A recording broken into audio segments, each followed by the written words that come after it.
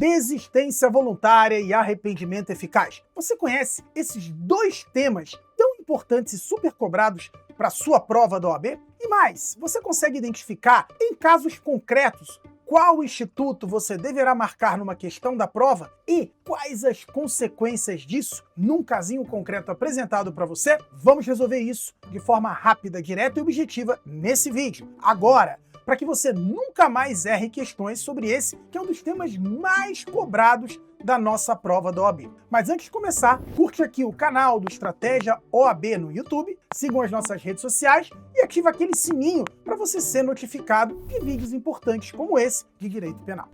Olá pessoal, eu sou o professor Cristiano Rodrigues e estou aqui para mais um vídeo do nosso Direito Penal simples, direto e descomplicado, agora falando de dois temas que são campeoníssimos de cobrança na nossa prova da OAB. Desistência voluntária e arrependimento eficaz fazem parte do que se chama institutos defensivos do iter criminis. E os dois institutos estão presentes no mesmo artigo de lei. Vamos começar por aí. Ambos estão presentes no artigo 15 do nosso Código Penal, tanto a desistência voluntária, primeira parte do artigo 15, quanto o arrependimento eficaz, a segunda parte do artigo 15. Percebam que os institutos aparecem um pouquinho misturados ali no artigo 15 e já eu vou contar para você o principal segredo sobre esse tema para que você acerte questões quanto às consequências desses dois institutos. Mas primeiro vamos fazer a diferença. Começando com a desistência voluntária. A desistência voluntária significa que o sujeito dá início à execução e durante o andamento do ato executório ele resolve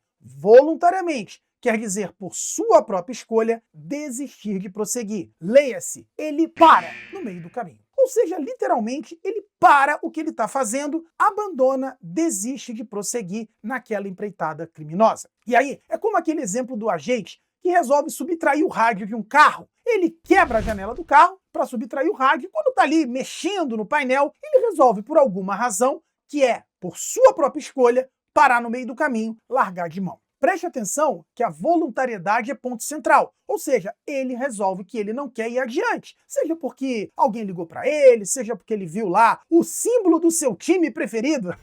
Esse aqui? Ou quem sabe, esse aqui?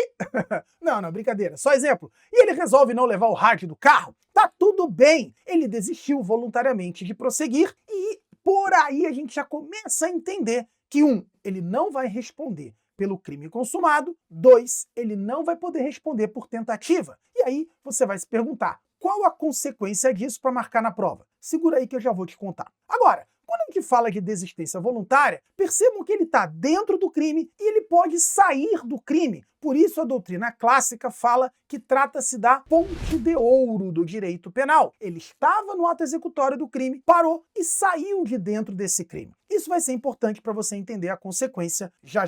Agora, quando a gente fala do arrependimento eficaz, nós estamos um passinho à frente. E aí, para que você não caia em pegadinhas, olha ele aqui de novo, sempre aqui com a gente, vamos entender a lógica. Na desistência voluntária, você está em execução e para no meio do caminho. No arrependimento eficaz, você já fez algum ato por inteiro e tem que atuar positivamente, ou seja, fazer algo concretamente para que o resultado não se produza. Igualmente, é uma escolha sua. Mas aqui fica muito bom aquele exemplo do veneno. Ó. Sabe o veneno? O cara coloca o veneno na bebida do seu desafeto, e isso costuma ser questão de prova, e aí depois que já ministrou o veneno, ele se arrepende, perceba, ele resolve que ele não quer mais aquele resultado. E aí ele pega e dá o antídoto. Ou então pega e leva o indivíduo para o hospital, correndo para ser socorrido, e ele é salvo e o resultado morte não acontece. Então o arrependimento eficaz, primeiro ele tem que ser eficaz, é claro. E, na verdade, ele já tem um ato executório realizado e ele precisa agir positivamente, fazendo cessar aquele curso causal, impedindo que o resultado se produza. E aí, claro, né? Não é nenhuma novidade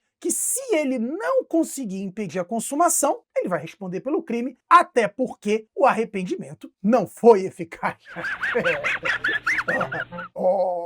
Claro, né? É verdade. Não foi eficaz, então ele vai responder pelo crime consumado. Tudo bem? Tranquilo? Só que às vezes, para a gente entender bem ali, né, o arrependimento eficaz, a desistência voluntária, principalmente para a desistência voluntária se diferenciar da tentativa, a gente tem um macetezinho muito legal. E antes de contar para você as consequências desses dois institutos, vamos ver um macete que é muito conhecido para que você não confunda principalmente a desistência voluntária com as hipóteses de tentativa, porque elas se parecem, né? É a famosa fórmula de Frank. Opa, não esse Frank, outro Frank. A fórmula de Frank, um conhecido autor do direito penal alemão, diz assim. Vamos anotar porque ajuda muito. Então, para diferenciar a tentativa de desistência voluntária, anota aí, ó. Se eu posso prosseguir e não quero, ou seja, eu podia ir além, seguir com a execução e não quero, eu estou diante de uma desistência voluntária. Mas se quero prosseguir e não posso, significa que por motivos alheios à minha vontade, eu tive que parar no meio do caminho e por isso, tentativa, eu respondo pelo crime tentado.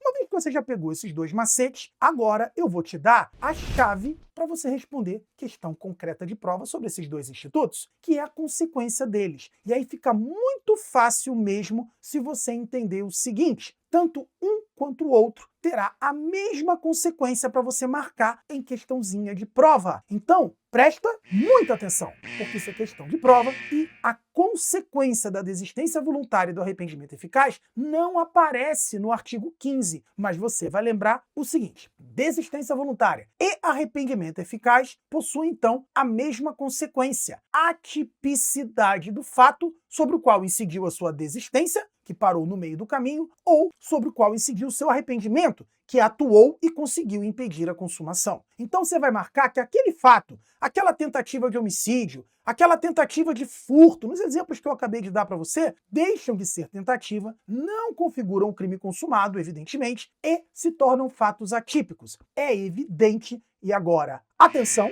porque é a última nuance, é o último detalhe que você precisa ficar atento, que, obviamente, se algum outro crime tiver acontecido durante esse percurso, onde você atuou e se arrependeu eficazmente, ou quando você largou de mão no meio do caminho e desistiu voluntariamente de prosseguir, esses outros crimes poderão ser imputados a você. Isso é bastante óbvio. Pode ser, por exemplo, aquele dano, que você quebrou a janela do carro, como eu falei. Pode ser uma lesão corporal, se aquele indivíduo envenenado sofreu alguma lesão e por aí vai. Mas, a priori, o gabarito que a OAB quer de você é que você diga que o fato se tornou atípico, tanto em um quanto em outro instituto. A consequência acaba sendo a mesma. Tranquilidade, dois institutos que são campeoníssimos de cobrança na nossa prova, como eu falei para vocês, e agora que você entendeu a diferença e o que eles têm em comum, que é a consequência, você já pode comemorar, porque isso é questão certa de cair na sua prova e você vai acertar ganhando o ponto necessário.